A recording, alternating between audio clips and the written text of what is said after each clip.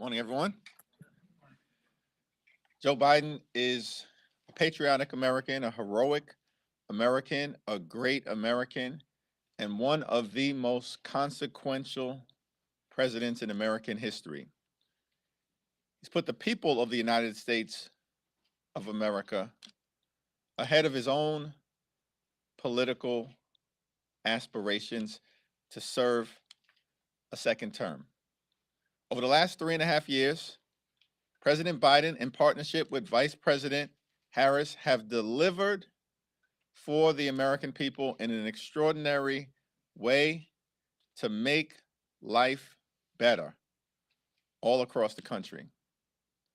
President Biden and Vice President Harris inherited three catastrophes at the same time from the prior administration. President Biden, in partnership with Vice President Harris, inherited a public health catastrophe that was badly mismanaged in the context of the COVID-19 pandemic, a once in a century public health crisis, and turned the situation around.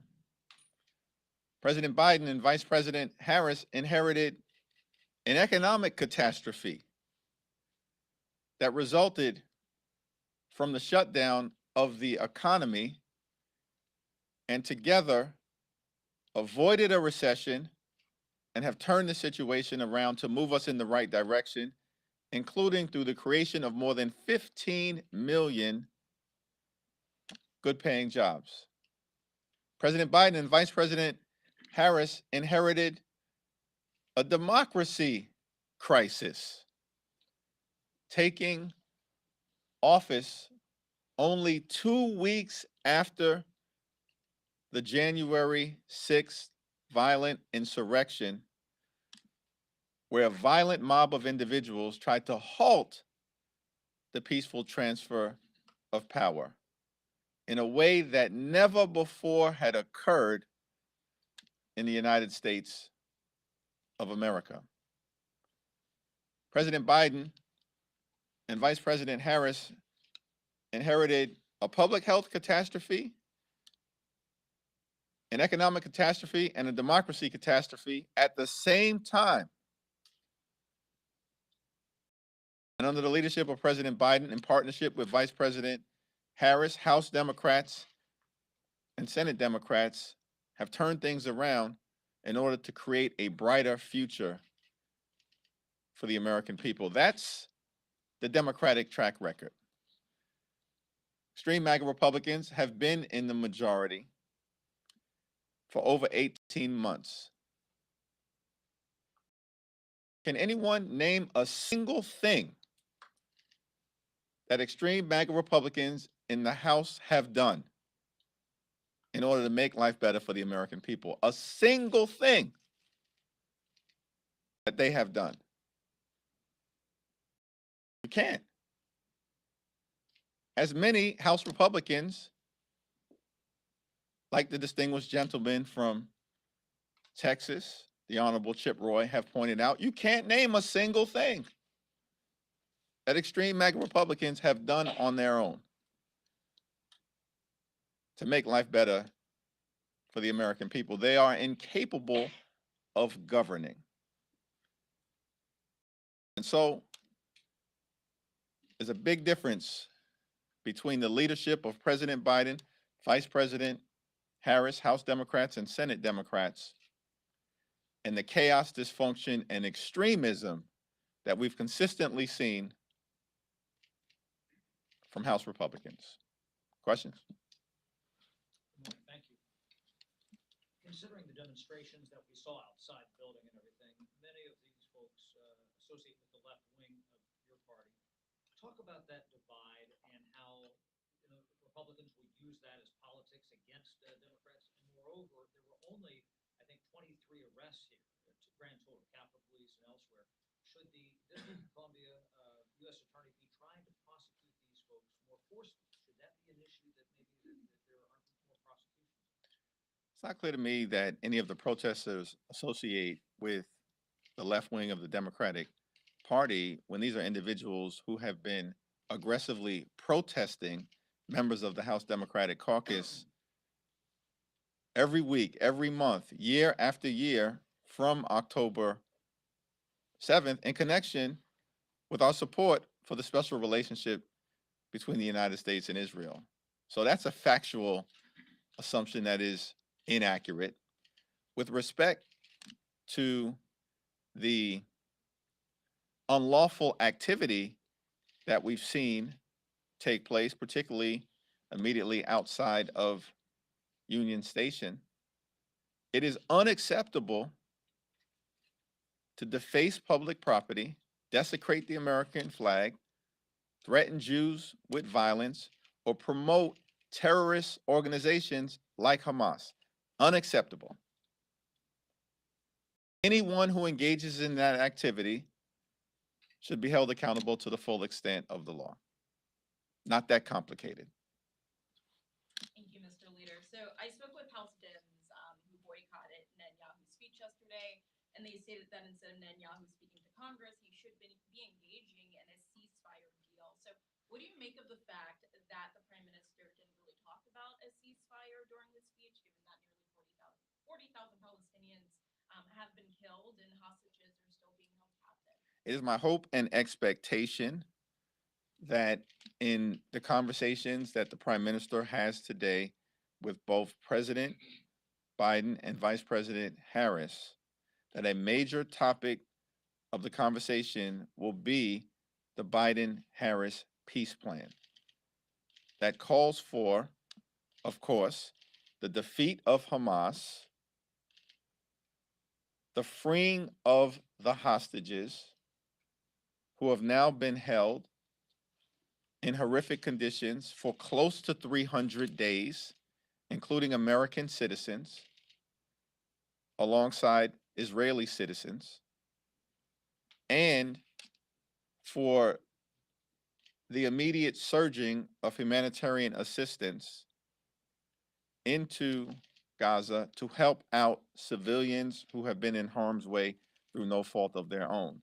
The Biden-Harris peace plan calls for a ceasefire of at least 6 weeks in phase one to allow for the movement toward a more permanent ceasefire and a just and lasting peace between Israel and the Palestinian people in a way that provides for the safety and security of the people of Israel, allows for the reconstruction of Gaza, partnerships with moderate Arab states like Jordan and Egypt, as well as movement toward normalization with Saudi Arabia, building upon the normalization that has already occurred with the Gulf states, and of course, in my view, surging economic activity for Palestinian civilians in both Gaza and the West Bank as part of a movement toward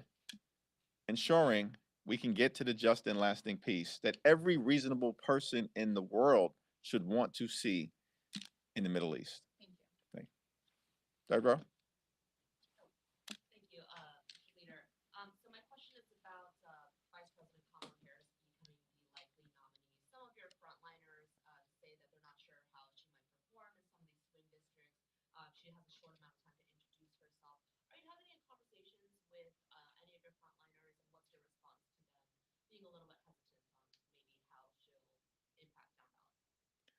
What we've seen over the last few days is that the American people all across the land have been excited, enthusiastic, and energized by the candidacy of Vice President Harris. Vice President Harris has a vision that is designed to lower costs for everyday Americans, grow the middle class, end price gouging, defend democracy, and protect reproductive freedom. Those are issues that are going to excite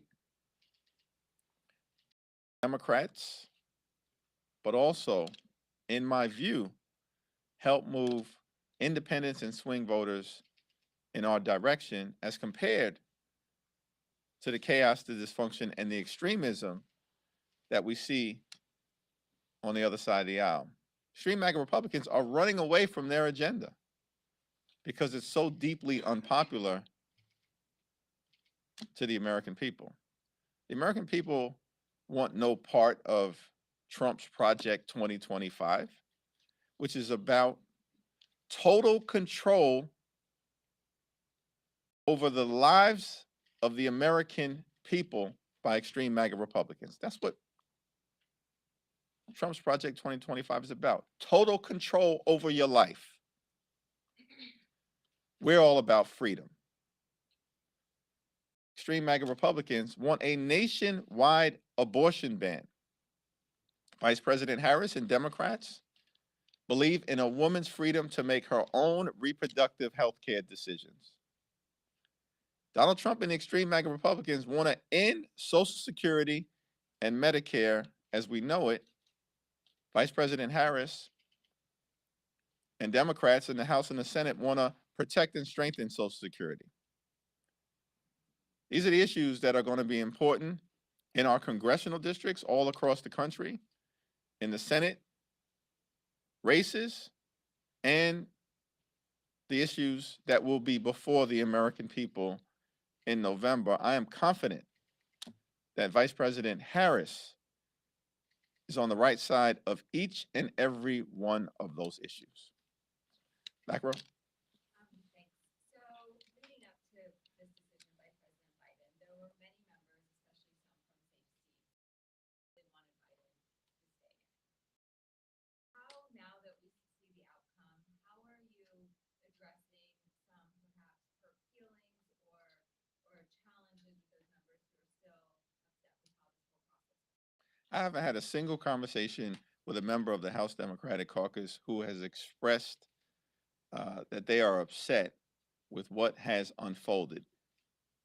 We are all um, disappointed in the fact, in my view, that up until this point, the tremendous track record of accomplishment led by President Joe Biden hasn't necessarily been fully felt by the American people, but that often occurs. Yet President Biden, notwithstanding the fact, as he indicated last night, was ready to make his case to the American people, decided in a selfless way to pass the torch to the next generation of Democrats led by Vice President Harris. We are unified. The other side is falling apart. Extreme MAGA Republicans are having a complete and total meltdown. They're lying about Trump's Project 2025. They're lying about reproductive freedom and their intentions to impose a nationwide abortion ban. And they're lying about their desire to end Social Security and Medicare as we know it. Why are they lying? Because they're in free fall.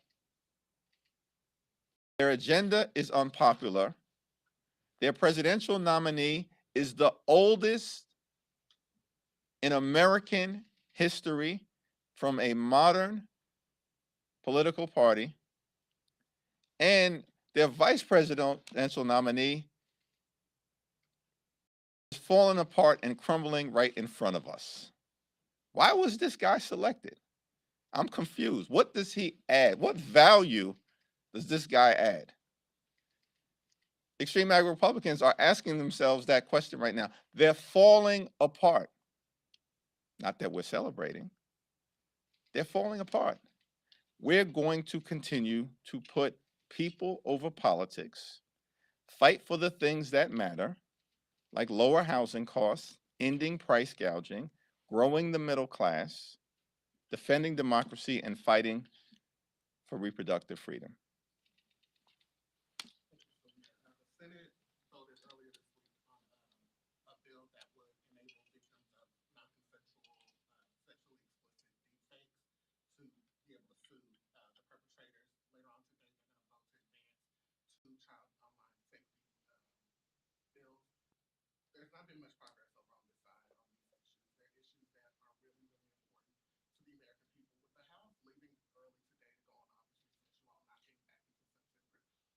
any optimism that any progress on this issue, which seems to have some bipartisan support, not just within Congress, but across the country, is there any hope that any of these issues will be addressed by the House before the election?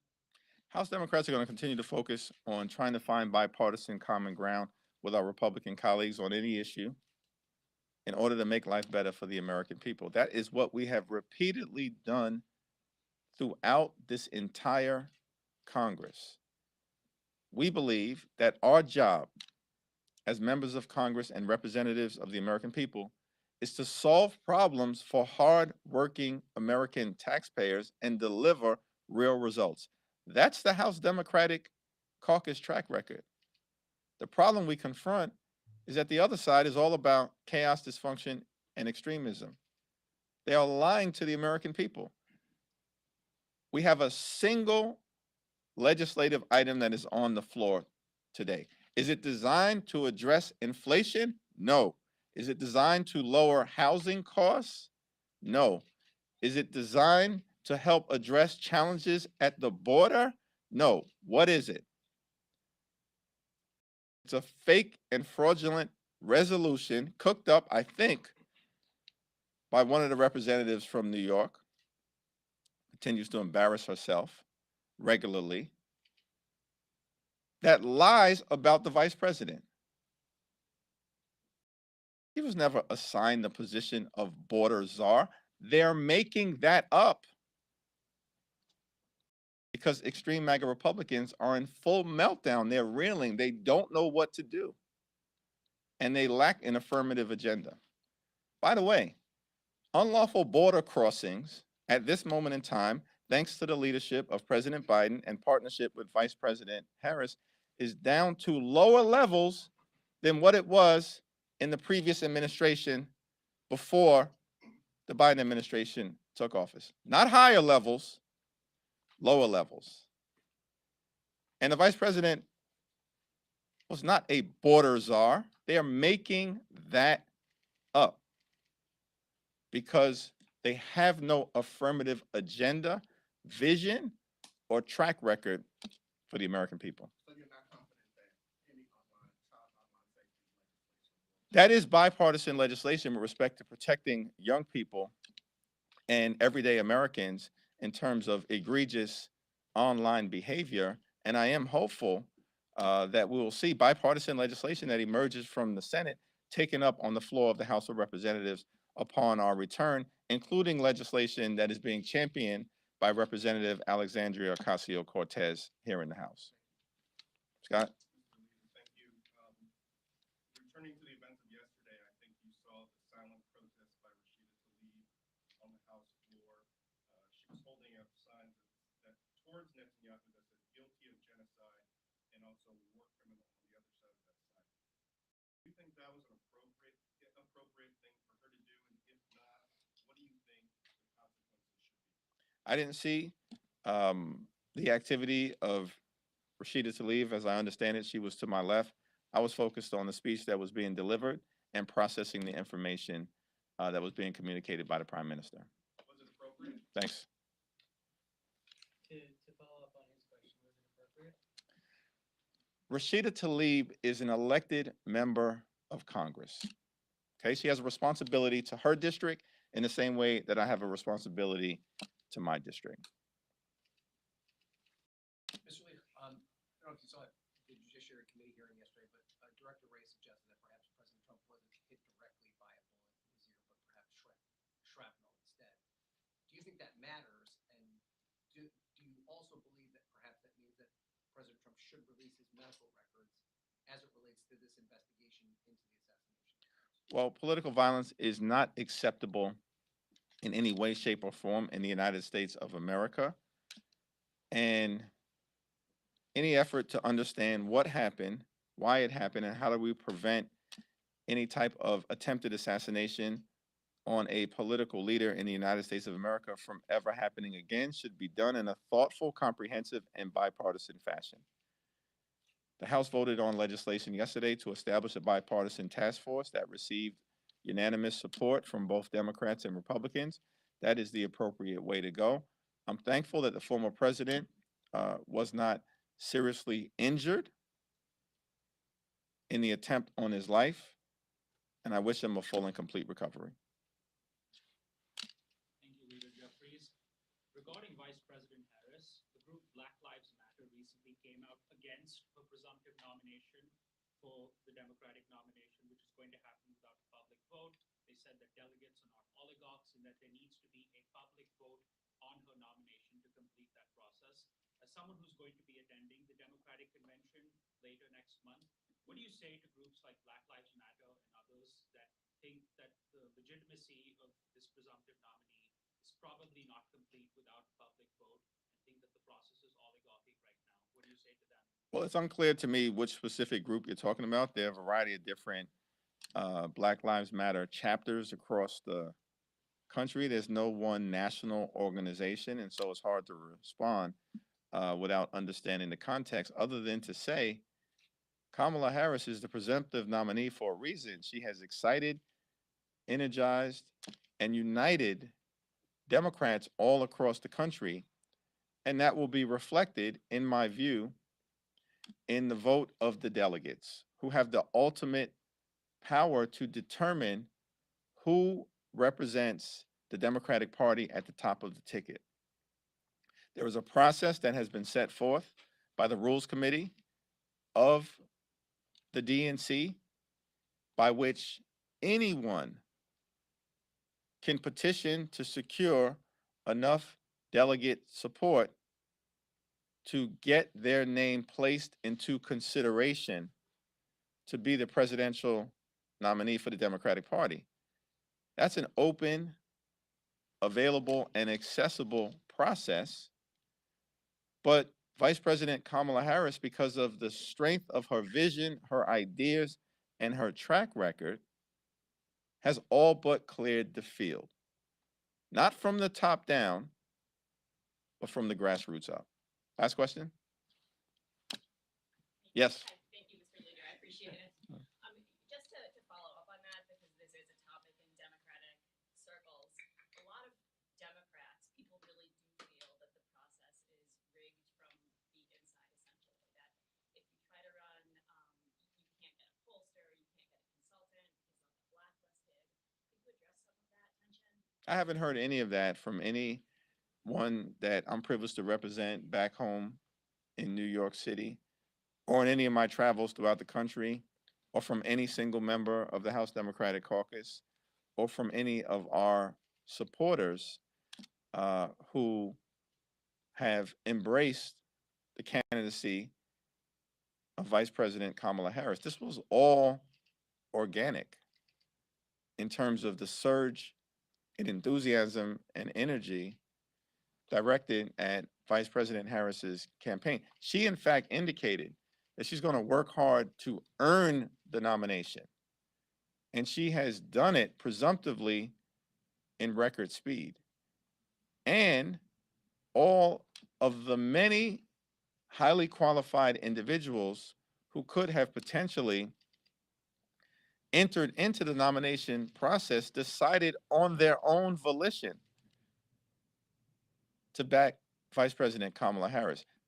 These aren't bashful individuals, but they decided on their own that unifying behind Vice President Kamala Harris was not just the right thing to do for the Democratic Party, it's the right thing to do for the country.